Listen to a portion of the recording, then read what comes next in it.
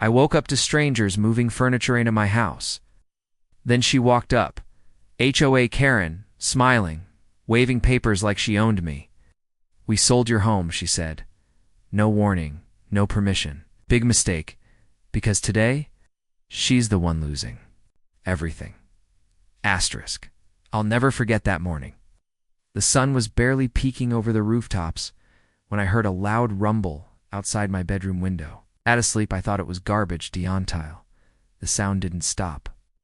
Curious, I slipped on my shoes and walked out the front door. What I saw made my stomach drop. A massive moving truck was parked in front of my house. 2 men were hauling couches, chairs, and boxes into my home. "Excuse me?" I shouted, jogging down the driveway. "What the hell are you doing?" One of the movers barely looked at me. "We're moving the new owners in." I froze. New owners. This had to be some mistake. I laughed nervously. "There's no new owner," I said, trying to keep my voice steady. "This is my house." That's when I heard the click of high heels on concrete. Karen, the queen of our HOA, blonde bob, pastel sweater, that smug smirk she wore like a crown. She walked up like she owned the whole neighborhood, because in her mind she did. "There you are," she said sweetly, holding a thick stack of papers. "Don't worry, everything's handled. The property has been sold. You should have checked your notices." Linked, speechless. "Sold? What do you mean sold? This is my home." Karen's smile widened, fake and plastic. "You were behind on HOA dues," she said. "We followed protocol. Foreclosure. Auction. Done." I felt my chest tighten. "Behind? I pay my dues early. Every single month." Karen just shrugged.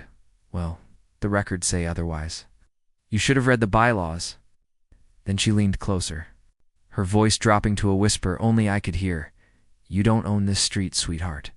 "We do." That's when I knew I was at war. Asterisk, I barely remember the rest of that day. My head was spinning. Movers kept unloading boxes like I didn't exist. Karen strutted around, giving fake smiles to the neighbors who peeked from their curtains. Like vultures, I called the county clerk. I called my bank. I called every contact I had. And then the nightmare became real. Karen had filed fake liens against my property. She'd forged my signature on multiple documents, then pushed the HOA board into approving a foreclosure sale. Except there was no sale, she had sold it to one of her friends for pennies on the dollar. She thought I wouldn't notice until it was too late. She thought, just roll over and let her take everything. She didn't know who she was messing with. For the next 3 nights, I barely slept.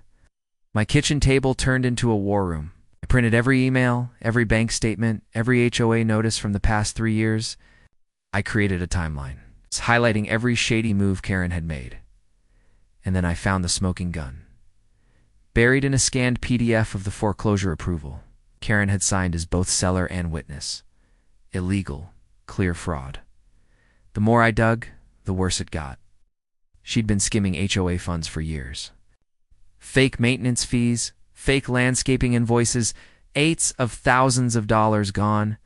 This wasn't just about my house. This was a criminal empire in pastel cardigans.